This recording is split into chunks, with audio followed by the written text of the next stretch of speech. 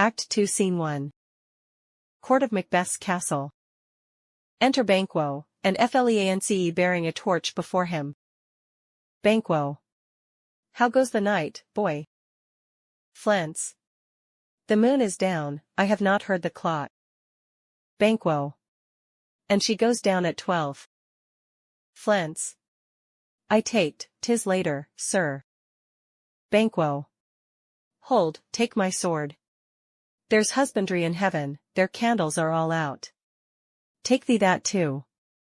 A heavy summons lies like lead upon me, and yet I would not sleep. Merciful powers, restrain in me the cursed thoughts that nature gives way to in repose. Enter Macbeth, and a servant with a torch. Give me my sword. Who's there?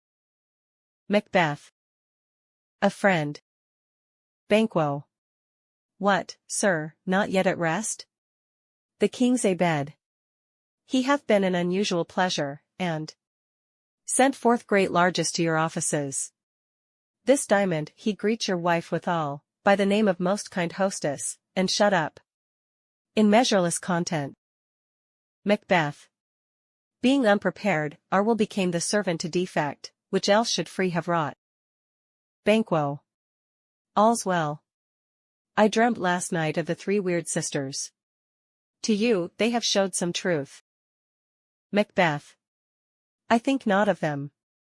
Yet, when we can entreat an hour to serve, we would spend it in some words upon that business, if you would grant the time. Banquo. At your kind'st leisure. Macbeth. If you shall cleave to my consent, when 'tis, it shall make honor for you. Banquo. So I lose none in seeking to augment it, but still keep my bosom franchised and allegiance clear. I shall be counselled. Macbeth. Good repose the while. Banquo. Thanks, sir, the like to you. Exeunt Banquo and Flance. Macbeth.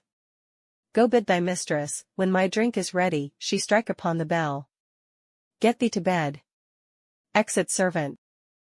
Is this a dagger which I see before me, the handle toward my hand?